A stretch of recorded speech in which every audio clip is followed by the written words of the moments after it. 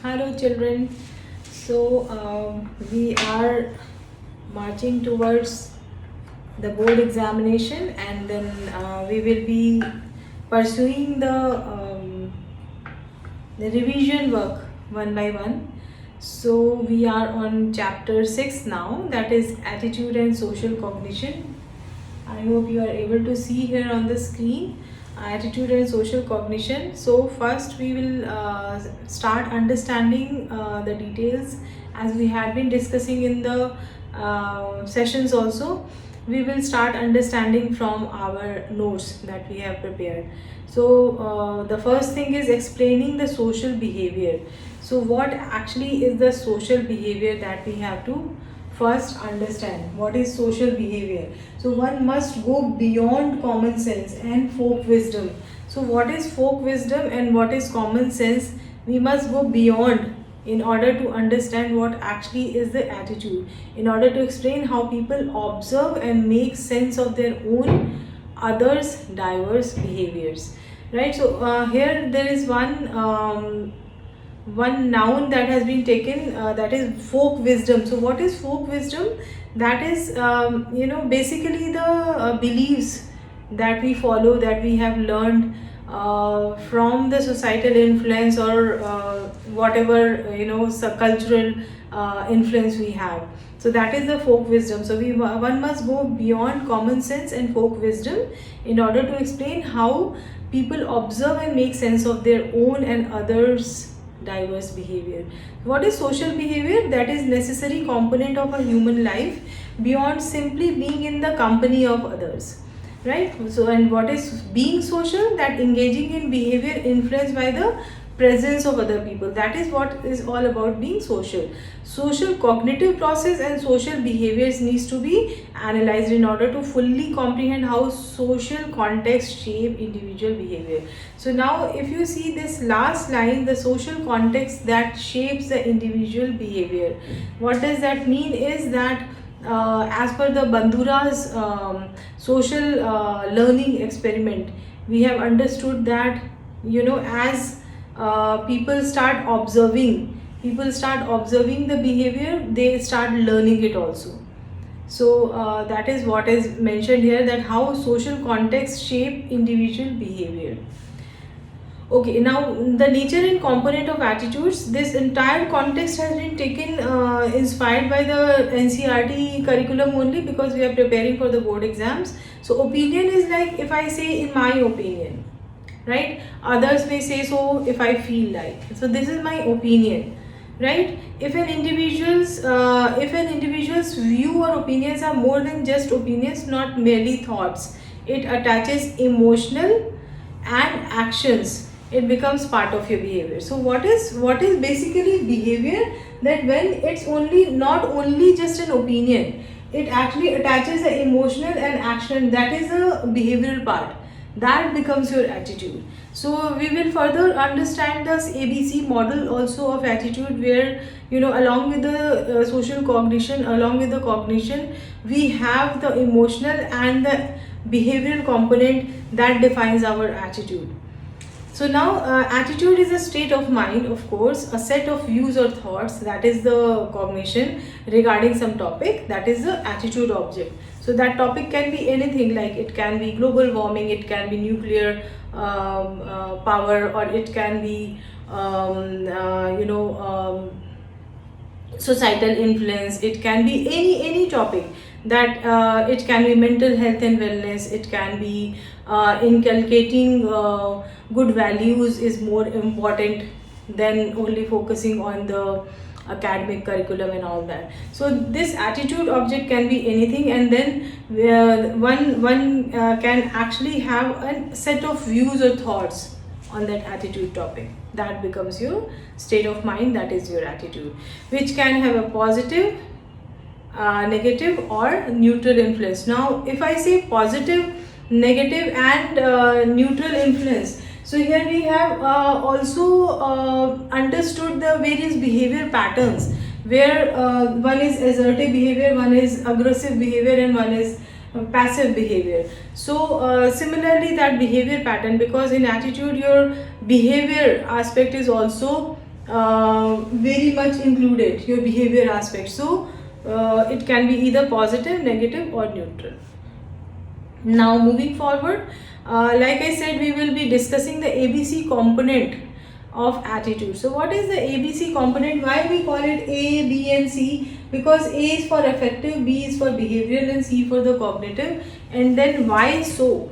Because when we get in contact with any attitude topic, like we discussed in the previous slide, that attitude topic, it can be anything: global warming, nuclear power, it can be mental health and wellness, it can be, you know, digital platforms, or it can be anything. So we first get in connect with the cognitive aspect of that. That is where we actually develop a thought component related with that. So that is one first initial component that actually defines our attitude.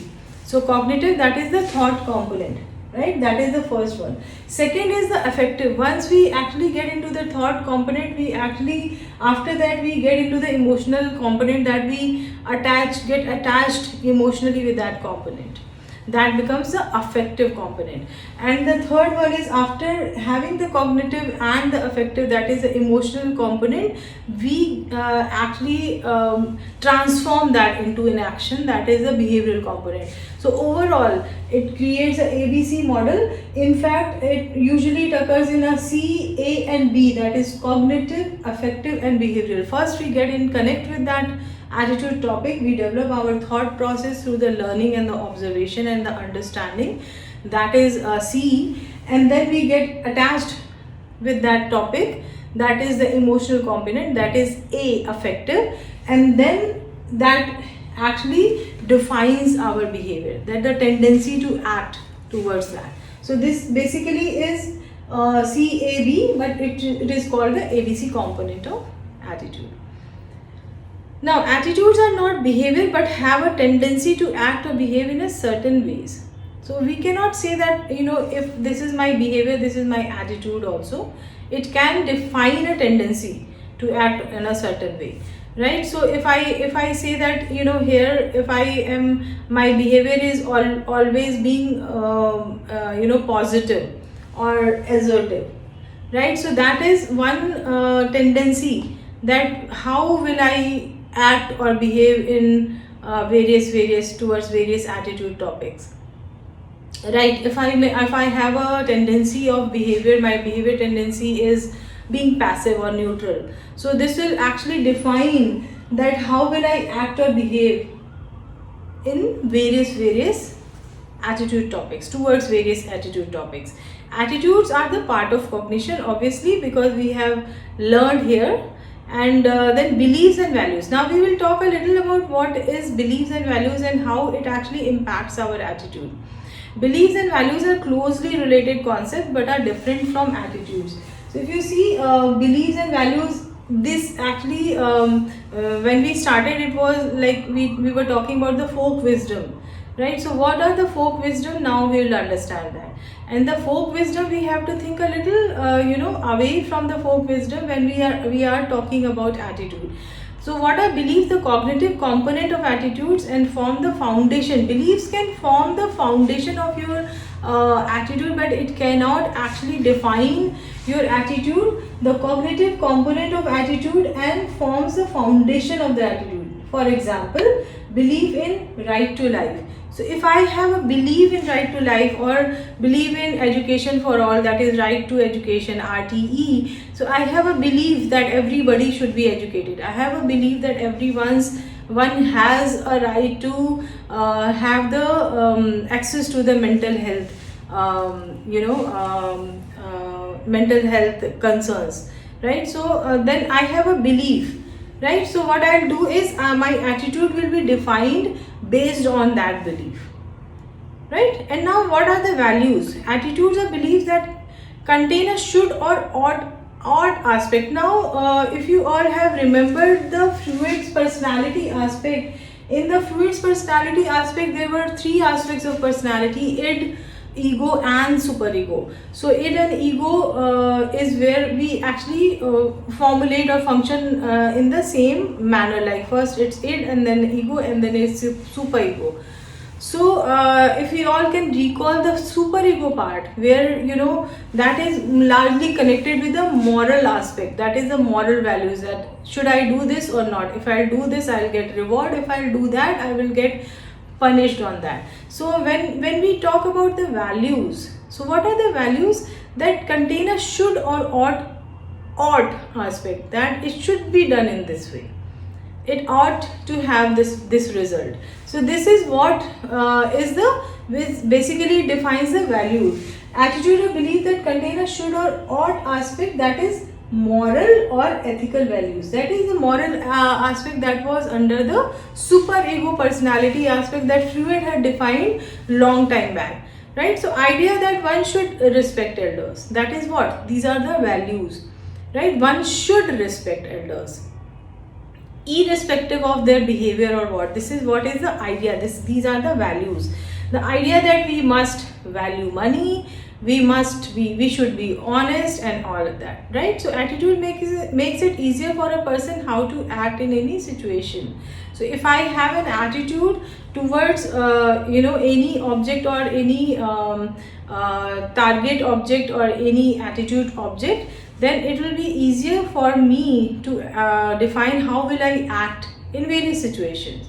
For example, our attitude towards cleanliness provide a mental blueprint towards global warming. So if you see, cleanliness is an attitude, right? So if I say cleanliness, that I want my surroundings and the ecosystem to be clean, right? There should not be any cluttering around our ecosystem. So this is my attitude. So that will also give me a blueprint, that is what, that my attitude towards global warming will be positive. As we discussed here, the various evaluative features of the attitude. So I will be very positive towards global warming because my attitude towards cleanliness is positive, right? Okay, now we have understood attitude a little. Now let's try to understand. This video is going to be a little lengthy because I am trying to cover most of the aspects of this chapter. So there are 4 components of attitude.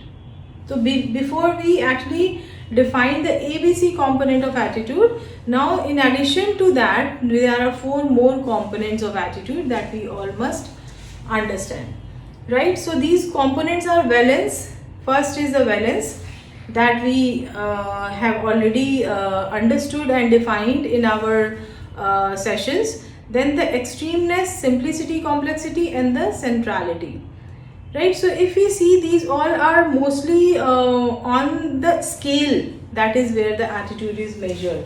So if I say the scale to measure attitude is 5-point scale, that is of the valence of an attitude. So what is valence? It indicates whether the attitude is positive or negative towards an attitude topic. Like we discussed, positive, negative or neutral. So it will define whether the attitude is positive, whether the attitude is negative, and how the attitude is functioning towards an attitude topic. Right, so the scale to measure attitude is 5-point scale. If you can see here, 1 is very bad, then bad, neutral. Neutral is where the passive attitude is there, then good and very good. So now the valence of an attitude is where the rating is basically defined if the attitude is positive or negative. So now if you see, rating of 4 or 5 reflects the positive attitude towards the extreme right. Right, and the rating of 1 or 2 will be negative attitude. So that is all done through a rating chart, that is the questionnaire, where we will get to know that the attitude is negative or positive. Or if I get a rating of 3, then it will be neutral. Okay, so now this was the first component of attitude. Now the extremeness of an attitude. Now when we talk about extremeness, that is also again on the scale.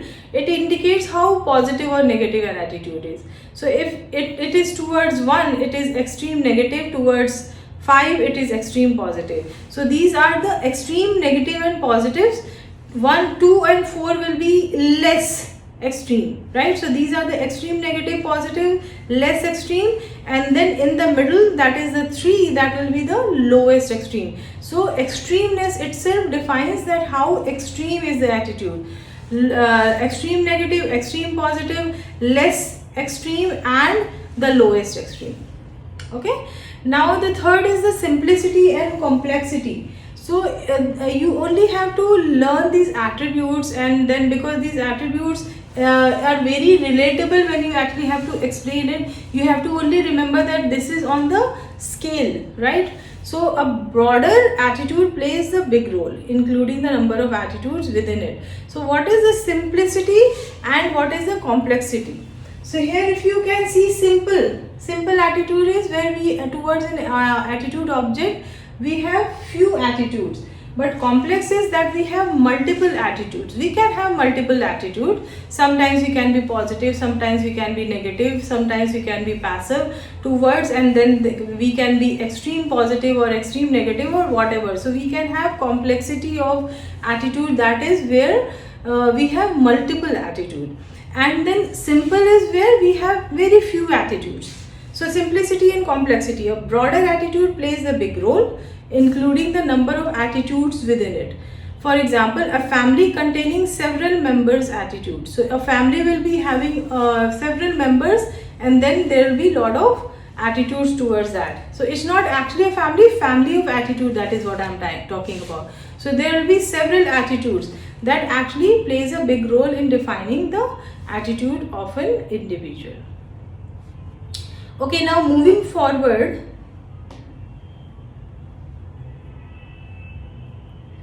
the centrality of an attitude. The fourth part is the centrality of an attitude, where there will be a central or a particular attitude, and the other attitudes will be related with that. So if we all remember the central trait, it all basically trait is what? Trait is a behavior set of pattern that we showcase over the period of time. So here also, if you see centrality of an attitude, there is a central or particular attitude showing greater centrality, right? So if I have a particular attitude that a person has an attitude that I will be passive in most of the situations, so that will be my central trait, that will be my central attitude, that will define my other attitudes related with that most of the time I am neutral. I select to stay neutral or passive in most of the situation and towards the attitude topic. So main attitude is the central attitude, and other attitudes are the peripheral attitude. So when we talk about the centrality of an attitude, we will remember one more attribute, that is the peripheral attitude, and the attitude that is, or we can also say non-central attitude. So other attitudes on which main attitude cause a significant influence. Because I am a passive individual, I will define my other attitudes on the similar guidelines, that most of the time I will like to stay passive towards the attitude topics. Okay, for example, central attitude, I have given one example, significance of mental health of children. So my central attitude is that this is my attitude, that there is a significance of mental health of children. Now the peripheral attitude will be that I will study mental health, right? And then I will focus on the lifestyle and the self-care. I will focus on the teaching and the well-being. So my other attitudes are defined based on that the central attitude is that significance of mental health, and the peripheral attitudes are defined based on that. I hope this is clear till now. You can message me if you have any doubt on any of the topic here. Now POX balance triangle. So now what is POX balance triangle? Where we actually focus on that there are attitude formation, and we can change it if we find that there is an imbalance in the attitude. So I will explain it from this part, this triangle that I have shared here. Before that, in the POX triangle there are three attributes that we have to focus on. One is the P, that is where the person one whose attitude is being studied, P, right? So this person's attitude is being studied. Now the person O, is the another person, right? So person O is the another person, and then what is X here? X is the attitude topic. So here towards the attitude topic, P will have a certain attitude, O will have a certain attitude, and P will have a certain attitude towards O. So this is very easy. Most of you were confused in the beginning, but I guess by now we all are quite clear on this. So what happens is, suppose P is having a positive attitude towards O. So as towards X, sorry. So P is having a positive attitude towards X, and it is O is having a negative attitude towards X. So P has a positive and O has a negative, right? But P has a positive attitude towards O also. So if you see here, P is having a positive attitude towards X, right? And then O is having a negative attitude towards X. P is having a positive attitude towards O. So now what is the outcome of it? Is this a balanced attitude? No, because how can P be positive towards X and positive towards O also, where O is negative towards X, right? So if you define the POX triangle model through this, you will be able to understand this. So supposedly in this example, I have taken the attitude topic as bullying, right? So X is bullying. So if I have taken that X is an attitude topic and that is bullying. So here P is positive towards X. So supposedly P is positive towards X, correct? Now O is negative towards X, that O doesn't like bullying, but P is okay with bullying, that is the positive. Right now O has a, now if I say that O is the first person, so if O has a positive attitude, O has a positive attitude towards P, there will be an imbalance. O cannot have a negative attitude towards X and positive towards P, because P is positive towards X. So what is X here? That is bullying, and O is the first person here and P is the second person here.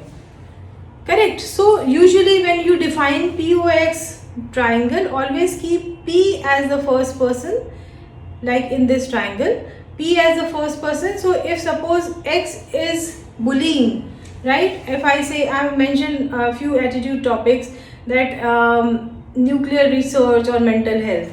So if X is a positive, X is an attitude topic of mental health, right?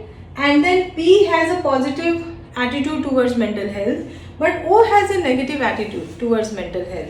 Now how can P have a positive attitude towards O? So now how this triangle can be balanced, how the attitude can be balanced, is that either P have a negative attitude towards X, that is mental health, or P has a positive negative attitude towards O. So P will have to do a little self introspection, that there is some distress causing inside P, that how can I have positive here and positive here also, where this person has a negative attitude towards mental health. So here P has to define that I have to balance my attitude and have a either negative attitude towards O or have a negative attitude towards X. This is what is the POX triangle, that is the concept of balance. So if you see, the concept of balance is very important, where we actually are talking about attitude formation and attitude change. Why we actually require the attitude change is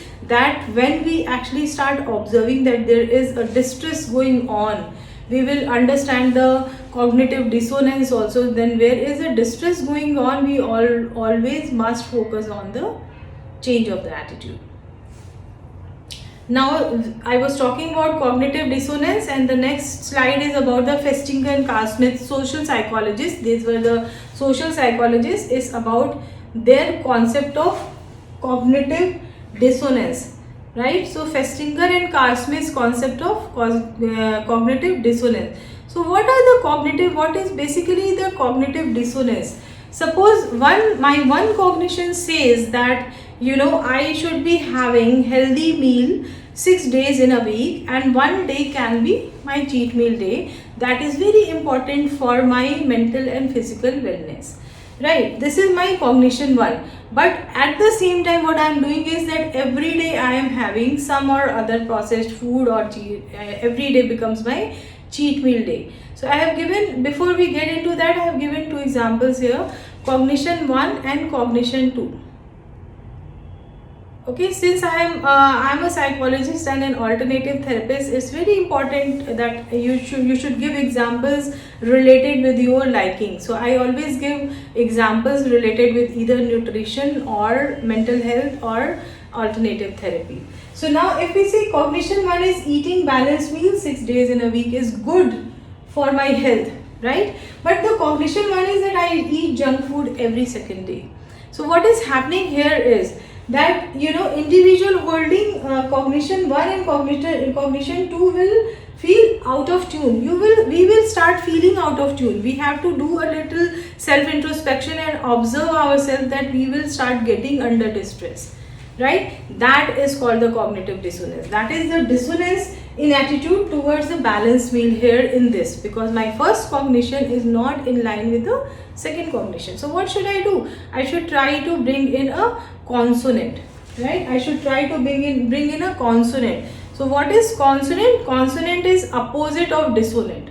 So where I will try to bring cognition 1 in line with cognition 2. Maybe because I don't have access to home cooked food or healthy food all the time, so I will try to define 2 days or 3 days as junk meal or cheat meal day, and rest of the days as healthy meal, so that my cognition 1 is in line with the cognition 2, or work on it other ways round, that I will have only one cheat meal day.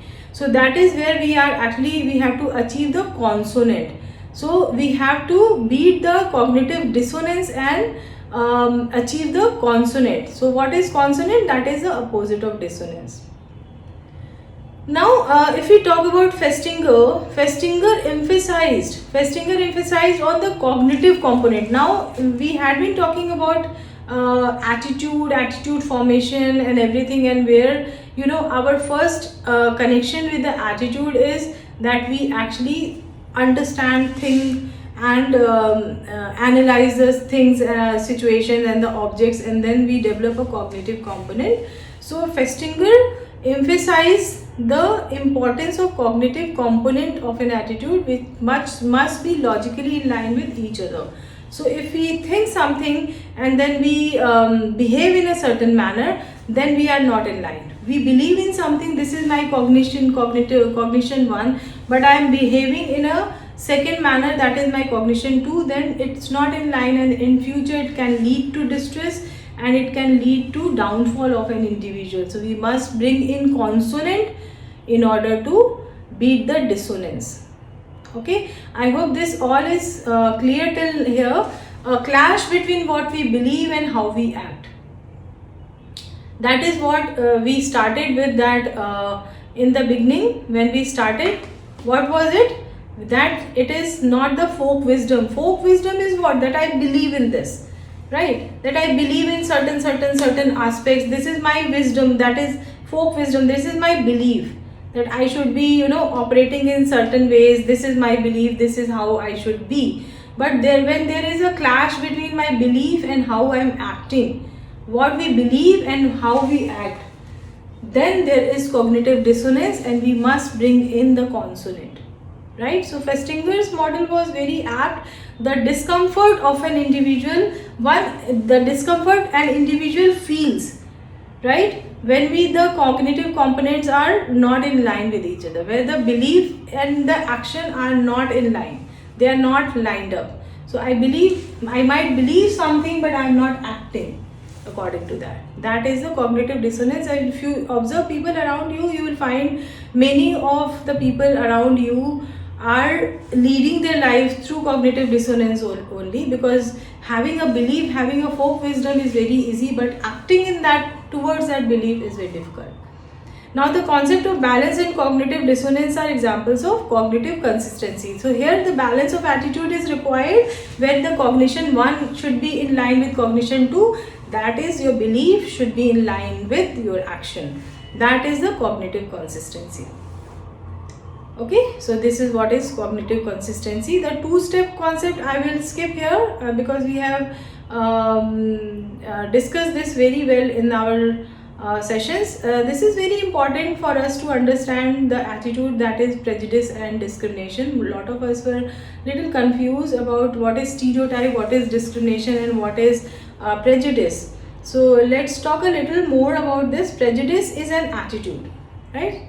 So this all is what we are talking about. Is everything is an attitude that we act in a certain way through our cognitive and affective and emotional, that is affective, and then behavioral component, right? So prejudice is an attitude that is through the all the components.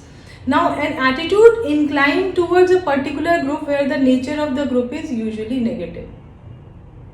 Okay, so the definition is very apt, but what is it? So before that we have to understand the stereotype. What is stereotypes, right? So stereotype is a cognitive component of attitude. Why cognitive component? Because we learn and understand stereotypes without any logic behind that. So the cognitive component of an attitude towards concerning or specific groups, that is stereotype, right? The cluster of ideas that we actually inculcate through the understanding through the societal and environmental influence regarding the characteristics of a particular group. That group can be any group, right? That is the undesirable characteristics about the target group. Now that group that has been stereotyped or that is facing the victim of the prejudice is termed as target group. Remember that. So target group, agar aapke, if you are getting in the case study and all that, you must understand what basically the target group is, leading to negative or prejudice towards its member, right? So leading to negative attitude, right? So where there is undesirable characteristics about the target group that leads to the negative attitude or prejudice. Where now, what is stereotype? Stereotype is a cognitive component, a cluster of idea that we inculcate through the learning and understanding, and then we start discriminating against that particular group, right? The cluster of ideas and that group becomes a target group. Now stereotype leads to discrimination, prejudice also leads to discrimination. Now discrimination is the behavioral component. So in the ABC component, we've always discussed that attitude involves a behavioral component. So where through the stereotype we actually start discriminating against that particular group, that is the behavioral component that leads to discrimination. Less positive behavior towards a particular group. Discrimination is what? A less positive behavior towards a particular group. That is the target group. That is as compared to the other group, that is the favored group. So favored group is what? Where we are actually balancing, analyzing two groups. One is the target group and the other is the favored group. So discrimination is more towards the target group, and the group that is favored is the favored group. So now prejudice is the negative attitude towards black people. That is one example that I have given, that leads to discrimination.